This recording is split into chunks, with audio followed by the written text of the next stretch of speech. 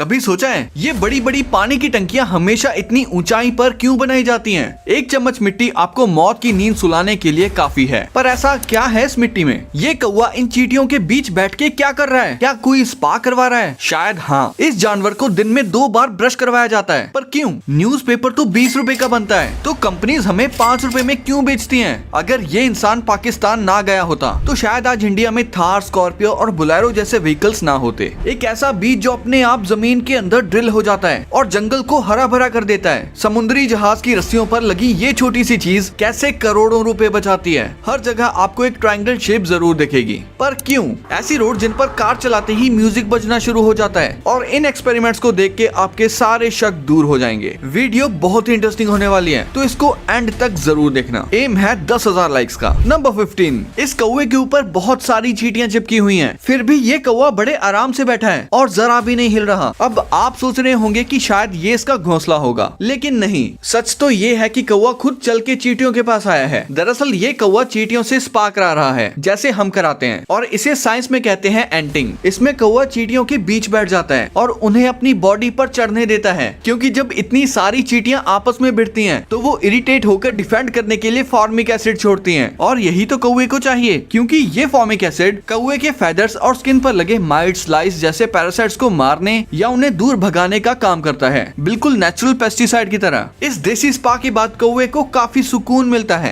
और उसके फेदर्स भी फ्रेश हो जाते हैं। और हाँ, ये सिर्फ कौवे ही नहीं करते, बल्कि कई और बर्ड्स भी इसी तरह से अपना स्पा करवाते हैं। नंबर 14, ये जो न्यूज़पेपर आप 5 रुपए में खरीदते हो ना, उसे बनाने में एक्चुअली 20 रुपए का खर्चा आता है, मतलब सीधा सीधा 15 रुपए का घाटा। तो फिर इन न्यूज़पेपर कंपनीज का बिजनेस चल कैसे रहा है? चलो इसके पीछे की सच्चाई जानते हैं। एक्चुअली जो 15 रुपए का लॉस होता है, उसे न्यूज़पेपर वाले एडवर्टीजमेंट से रिकवर कर लेते हैं, और जो 5 रुपए आपसे लिए जाते हैं वो असल में प्रिंटिंग और डिलीवरी कॉस्ट होती है, जिसमें इंक्लूडेड होता है पेपर छापना, ट्रक्स में भरना और हॉकर तक पहुंचाना। एक और इंटरेस्टिंग रीजन भी है 5 रुपए लेने का। अगर न्यूज़पेपर बिल्कुल फ्री में बांट दिया जाए तो आप जानते हो ना, हम फ्री की चीज उठा तो लेंगे पर पढ़ना जरूरी नहीं समझेंगे। इसीलिए पैसे लेने का मतलब ये होता है कि न्यूज़पेपर सिर्फ वही लोग खरीदें जो उसे सच में पढ़ने में सीरियस हैं। तो एक्चुअली न्यूज़पेपर वालों का असली पैसा ज्यादा कॉपीज बेचने से नहीं, बल्कि एडवर्टीजमेंट से बनता है। और यही मॉडल सिर्फ न्यूज़पेपर्स तक लिमिटेड नहीं है। ऑनलाइन वर्ल्ड में न्यूज लेटर्स, फ्री कंटेंट और काफी चीजें इसी लॉजिक पर चलती हैं। अब पता चला क्यों सोशल मीडिया पर आपको एड्स दिखाई जाती हैं। नंबर 13, ये हैं पोपाय के छोटे भाई जैसे दिखने वाले जेफ भाई, जिनका हाथ हाथ नहीं हथौड़ा लगता है। इनकी उंगलियां इतनी मोटी हैं कि दुनिया की सबसे बड़ी वेडिंग रिंग इनकी फिंगर में आती है। अब लोग सोचते हैं कि शायद जेफ भाई बचपन से ही हाथों से बहुत ज्यादा मेहनत करते होंगे, इसीलिए हाथ इतने बड़े हो गए, लेकिन सच ये नहीं है, और ना ही इन्हें कोई जाइगेंटिज्म या हाथी के हाथ वाली कोई बीमारी है। डॉक्टर्स के अकॉर्डिंग ये एक नेचुरल कंडीशन है, जिसमें हाथ और उंगलियां नॉर्मल से काफी ज्यादा ग्रो कर जाती हैं, बिना किसी पेन या वीकनेस के। और हाँ, सिर्फ साइज ही बड़ा नहीं है, जेफ भाई प्रोफेशनल आर्म रेसलर भी रह चुके हैं, मतलब पावर भी फुल ऑन है, और इनका हाथ अगर किसी के पड़ गया तो बंदा उठता नहीं,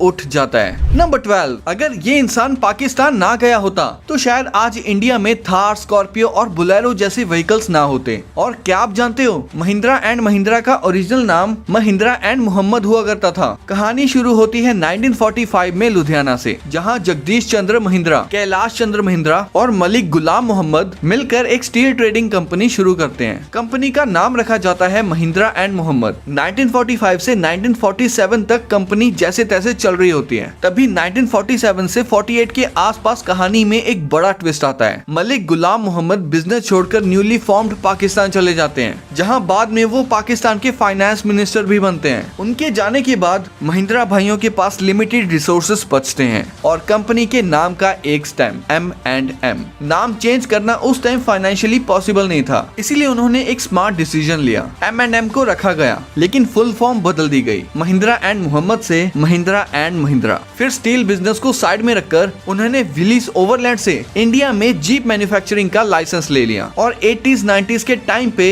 इंडिया के लगभग हर स्टेट की पुलिस और आर्मी महिंद्रा की जीप्स यूज करती थी। आज Mahindra and Mahindra limited India की सबसे बड़ी ऑटोमोबाइल कंपनीज में से एक है, जिसकी मार्केट वैल्यू लगभग 3.4 लाख करोड़ के आसपास है। नंबर 11, अगर समुद्री जहाज की रस्सी पर ये छोटा सा राउंड शेप का डिवाइस ना लगाया जाए तो समझ लो करोड़ों का नुकसान हो सकता है, और साथ ही सीरियस डिसीजेस का रिस्क भी बढ़ जाता है। एक्चुअली जब शिप्स के थ्रू अनाज या फूड कार्गो कार्गो ट्रांसपोर्ट किया जाता है तो पोर्ट्स पर मौजूद चूहे रस्सी के जरिए शिप के अंदर चढ़ जाते हैं। अब चूहे सिर्फ अनाज खराब नहीं करते बल्कि अपने साथ प्लेग, लेप्टोस्पायरोसिस जैसे जर्म्स भी ले आते हैं जो इंसानों के लिए काफी डेंजरस होते हैं। इसी प्रॉब्लम को सॉल्व करने के लिए शिप की रस्सी पर लगाया जाता है ये रोडेंट गार्ड या रैट गार्ड डिवाइस। जैसे ही चूहा रस्सी पर चलने की कोशिश करता है ये राउंड डिस्क उसे प्रॉपर ग्रिप नहीं लेने देती और घूम जाती है। चूहा सीधा पानी में गिर जाता है। इससे चूहा शिप के अंदर पहुंच ही नहीं पाता और अनाज बिल्कुल सेफ रहता है। छोटा सा डिवाइस लेकिन काम बहुत बड़ा, इसीलिए पोर्ट्स और कार्गो शिप्स पर ये चीज लगाना ऑलमोस्ट मैंडेटरी होता है। Number 10,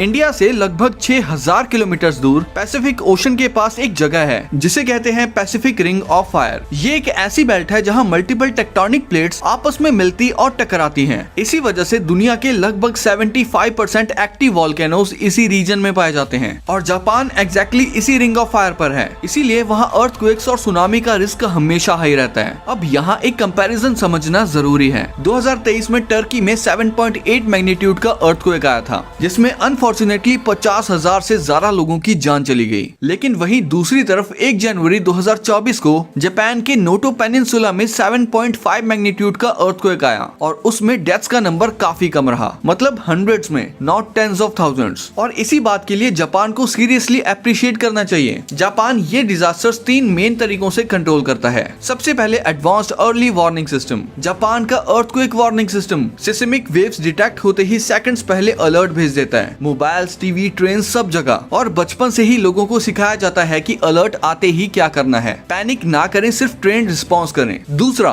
disaster resistant buildings. Japan की high rise buildings special shock absorbing structures पर बनती हैं। जब भी अर्थक्वेक आता है तो ये बिल्डिंग्स उसकी एनर्जी को अपने अंदर एब्सॉर्ब कर लेती हैं और धीरे धीरे रिलीज कर देती हैं ताकि फोर्स एक ही झटके में डैमेज ना करे और बिल्डिंग ना गिरे। तीसरा पॉइंट है सुनामी प्रोटेक्शन। जापान के कोस्टल एरियाज में 10 से 15 मीटर तक की ऊंची सी वॉल्स, प्रॉपर इवैक्यूएशन रूट्स और सुनामी मिटिगेशन पार्क्स बनाए गए हैं। ये चीजें सुनामी को पूरी तरह नहीं रोकती लेकिन डैमेज और जान माल का नुकसान काफी हद तक कम कर देती हैं। इसीलिए फर्क सिर्फ अर्थ के मैग्नीट्यूड का नहीं होता, फर्क होता है प्रिपरेशन और प्लानिंग का, जो जापान बखूबी करता है। नंबर 9, 1 चम्मच मिट्टी आपकी जान लेने के लिए काफी है, क्योंकि ये कोई आम मिट्टी नहीं है। ये है चांद की मिट्टी जिसे लूनार डस्ट कहते हैं। अगर आप इसे थोड़ा जोर से हाथ में पकड़ लोगे तो ये हाथ को छील सकती है, क्योंकि इसके कंकड़ मिट्टी जैसे नरम नहीं बल्कि टूटे हुए कांच जैसे तेज और नुकीले होते हैं। एस्ट्रोनॉट्स का कहना है कि मून डस्ट की स्मेल गन पाउडर या जले हुए पटाखे जैसे होती है। अब सुनो एक इंटरेस्टिंग बात। 1972 के अपोलो मिशंस के टाइम जब एस्ट्रोनॉट्स मून से वापस स्पेसक्राफ्ट में आए तो थोड़ी सी मून डस्ट उनके स्पेस सूट्स के साथ चिपक कर आ गई। अंदर जाते ही वो डस्ट हवा में फैल गई और एस्ट्रोनॉट्स ने उन्हें सांस के थ्रू इनहेल कर लिया और इसके बाद उन्हें आंखों में जलन, गले में खराश और सांस तक लेने में दिक्कत हुई और इस कंडीशन को साइंटिस्ट ने नाम दिया लूनार हे फीवर। ये कोई परमानेंट या जान लेने वाली बीमारी नहीं थी, लेकिन इससे ये क्लियर हो गया कि मून डस्ट ह्यूमन बॉडी के लिए बिल्कुल सेफ नहीं है। इसीलिए आज नासा फ्यूचर मून मिशंस के लिए डस्ट प्रूफ सूट्स और फिल्टर्स बना रहा है। मतलब मून की मिट्टी सिर्फ अजीब नहीं बल्कि काफी डेंजरस भी है। नंबर 8, कभी सोचा है ये बड़ी बड़ी पानी की टंकियां हमेशा इतनी ऊंचाई पर क्यों बनाई जाती हैं? मतलब इन्हें अंडरग्राउंड भी तो बनाया जा सकता है, फिर इतना ऊपर चढ़ाने का झंझट क्यों? तो सबसे बड़ा रीजन है ग्रेविटी। जब पानी को ऊंचाई पर स्टोर किया जाता है तो ग्रेविटी की वजह से पानी नेचुरली हाई प्रेशर के साथ नीचे फ्लो करता है। इसी प्रेशर की हेल्प से बिना किसी मोटर के पानी आराम से घर घर तक पहुंच जाता है। अब सोचो अगर ये टंकी नीचे होती तो पानी का प्रेशर काफी लो होता, फिर हर जगह पावरफुल मोटर पंप्स लगाने पड़ते जिससे बिजली का बिल बढ़ता, मेंटेनेंस का खर्चा बढ़ता और जैसे ही लाइट जाती पानी भी चला जाता। एक और इम्पोर्टेंट रीजन है हाइजीन। अगर ये टंकियां अंडरग्राउंड होती तो पानी के गंदा या कंटेमिनेट होने का रिस्क ज्यादा होता, जैसे कीड़े मकोड़े, बैक्टीरिया या कहीं से सीवेज वाटर की लीकेज। इसीलिए ऊंचाई पर बनी टंकियां ज्यादा सेफ, क्लीन और हाइजीनिक होती हैं। नंबर 7, जब एक फाइटर प्लेन को शिप पर लैंड कराया जाता है तो पायलट स्पीड कम करने की बजाय बढ़ा देता है। अब दिमाग में सवाल आता है, प्लेन को रोकना है तो स्पीड कम होनी चाहिए ना, फिर ये बढ़ा क्यों देते हैं? तो असल रीजन है एयरक्राफ्ट कैरियर का रनवे। शिप का रनवे बहुत छोटा होता है नॉर्मल एयरपोर्ट के मुकाबले में, इसीलिए लैंडिंग के टाइम प्लेन के पीछे लगा होता है एक टेल हुक, जिसका काम होता है शिप पर बिछी स्टील अरेस्टिंग केबल्स में से किसी एक को पकड़ना।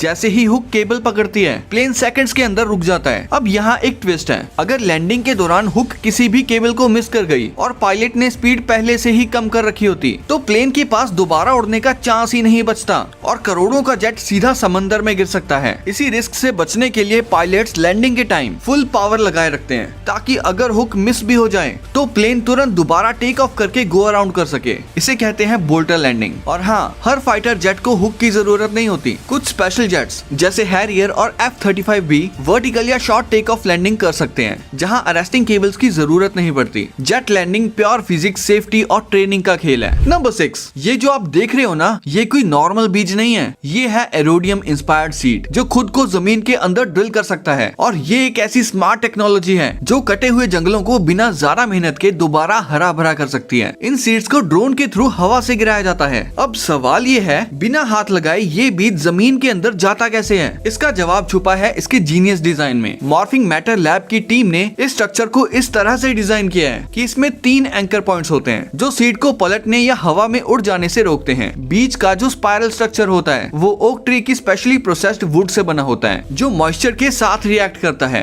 जैसे ही ये स्ट्रक्चर नमी या ह्यूमिडिटी के कांटेक्ट में आता है, ये धीरे धीरे घूमने लगता है और खुद को स्क्रू की तरह जमीन के अंदर घुसा देता है। इस प्रोसेस में बीज ऑटोमेटिकली सही डेप्थ तक पहुंच जाता है जहां से उसके उगने के चांसेस ज्यादा होते हैं। एक्सपेरिमेंट्स में ये देखा गया है कि इस टेक्निक का सक्सेस रेट 80% से ज्यादा रहा है जो नॉर्मल सीड ड्रॉपिंग से काफी बेटर है। नंबर 5, ब्रिजेस हो, टावर्स हो या बड़ी बड़ी बिल्डिंग्स, हर जगह आपको ट्रायंगल शेप जरूर दिखेगी। और ये कोई डिजाइन का शौक नहीं है, इसके पीछे 3 सॉलिड इंजीनियरिंग रीजंस हैं। सबसे पहला रीजन, ट्रायंगल शेप जल्दी कोलैप्स नहीं होती क्योंकि जब ट्रायंगल के एक साइड पर फोर्स लगती है तो वो फोर्स तीनों साइड्स में इवनली डिस्ट्रीब्यूट हो जाती है, इसीलिए प्रेशर एक जगह जमा नहीं होता और स्ट्रक्चर स्टेबल रहता है। दूसरा रीजन, ट्रायंगल को कोलैप्स करना तब तक ऑलमोस्ट इम्पॉसिबल होता है जब तक उसकी कोई एक साइड टूट ना जाए। स्क्वायर या रेक्टेंगल जैसे शेप्स बिना टूटे भी बेंड हो सकते हैं, लेकिन ट्रायंगल अपना शेप तब तक नहीं बदलता जब तक उसकी एक साइड फेल ना हो। तीसरा और सबसे इम्पोर्टेंट रीजन, ट्रायंगल शेप सबसे ज्यादा रिजिड होती है, इसे इजीली अलाइन या डीफॉर्म नहीं किया जा सकता, इसीलिए लोड आने पर भी स्ट्रक्चर की शेप नहीं बिगड़ती। इसी वजह से ही इंजीनियर्स ब्रिजेस, टावर्स और बिल्डिंग्स के अंदर ट्रायंगल बेस्ड फ्रेमवर्क्स का यूज करते हैं। ट्रायंगल शेप सिर्फ एक ज्योमेट्रिकल शेप नहीं, कंस्ट्रक्शन की बैकबोन है। नंबर 4, इससे पहले ये माना जाता था कि अगर किसी इंसान को एक खुली जायंट बॉल के अंदर रखकर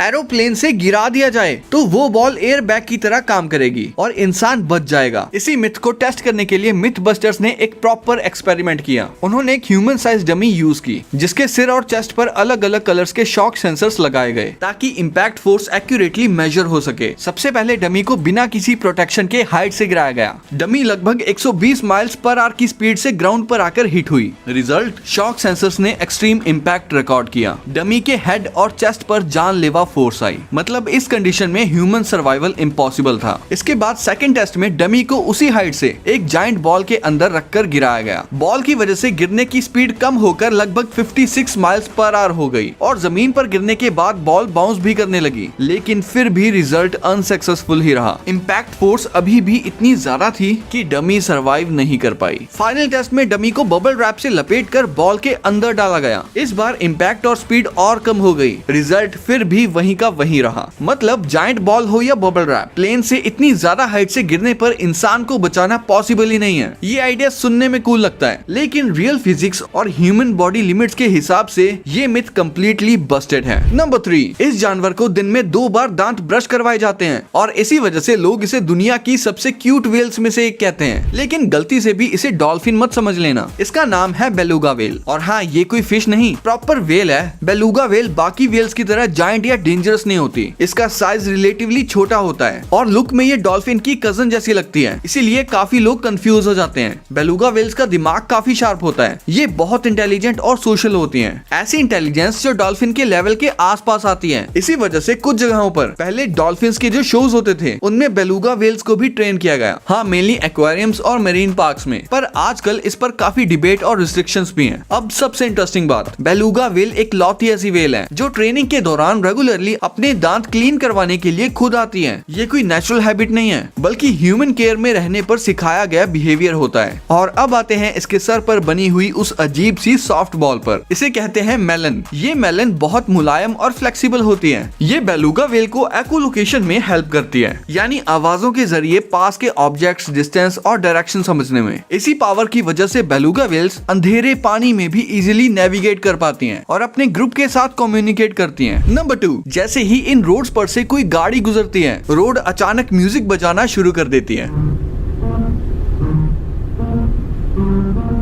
अब ये कोई मैजिक नहीं है, ये है म्यूजिकल रोड्स की साइंस। इन रोड्स पर स्पेशली ग्रूव्स या रिजेस बनाए जाते हैं जो एक फिक्स्ड डिस्टेंस पर होते हैं। जब गाड़ी इनके ऊपर से एक पर्टिकुलर स्पीड पर गुजरती है तो टायर की वाइब्रेशन हवा के साथ मिलकर प्रॉपर म्यूजिकल नोट्स क्रिएट करती है। स्पीड थोड़ी सी कम या ज्यादा हुई तो म्यूजिक भी ऑफ बीट हो जाता है। इसीलिए हर म्यूजिकल रोड के साथ एक रेकमेंडेड स्पीड लिखी होती है। ये रोड सिर्फ फन के लिए नहीं होती बल्कि ड्राइवर्स को स्पीड लिमिट फॉलो करवाने का स्मार्ट तरीका भी है। जापान, साउथ कोरिया, नीदरलैंड्स और यूएसए जैसी कंट्रीज में ऐसी म्यूजिकल रोड्स ऑलरेडी एग्जिस्ट करती हैं। मतलब यहाँ रोड सिर्फ गाड़ी नहीं चलाती, आपके कान भी एंटरटेन करती हैं। नंबर 1, अक्सर ये कहा जाता है कि steel toe shoes normal shoes से ज्यादा डेंजरस होते हैं। लोगों का मानना है कि जब कोई हैवी चीज पैर पर गिरती है तो शू के अंदर लगी स्टील प्लेट उंगलियों को काट सकती है। इसी मिथ को वेरीफाई करने के लिए मिथ बस्टर्स ने एक्सपेरिमेंट किया। उन्होंने अलग अलग साइज के सेफ्टी बूट्स खरीदे, हैवी वेट गिराने के लिए एक स्पेशल सेटअप बनाया और एक फेक ह्यूमन फुट यूज किया। सबसे पहले 3 फीट की हाइट से 75 पाउंड्स का वेट गिराया गया। रिजल्ट, ना तो शू डैमेज हुआ और ना ही पैर की उंगलियों को कुछ हुआ। फिर वेट को बढ़ाकर 400 पाउंड्स कर दिया। इस बार फुट की बोन में एक हल्का सा क्रैक आया लेकिन उंगलियां फिर भी नहीं कटी। फाइनली जब 6 फीट की हाइट से वही 400 पाउंड का वेट गिराया गया तो स्टील टो के अंदर का टो जोर से प्रेस हो गया। अंगूठा सीरियसली इंजर्ड हो गया लेकिन कट नहीं हुआ। एक्सपर्ट्स ने ये भी बताया कि इसकी जगह नॉर्मल शूज होते तो अंगूठा कम्प्लीटली क्रश हो जाता। तो इससे हमें ये पता चला कि स्टील टो शूज उंगलियां नहीं काटते, उल्टा हैवी इंपैक्ट में ये रेगुलर शूज से काफी ज्यादा सेफ होते हैं। तो ये वीडियो यही एंड होती है, पर ये 2 वीडियोस भी काफी अमेजिंग हैं, तो इनको भी देखना। चैनल पे नए हो और अभी तक सब्सक्राइब नहीं किया है तो सब्सक्राइब तो कर लो क्योंकि और अमेजिंग वीडियोस आने वाली हैं। मैं मिलता हूँ आपसे अगली वीडियो में, तब तक के लिए कीप द नॉलेज।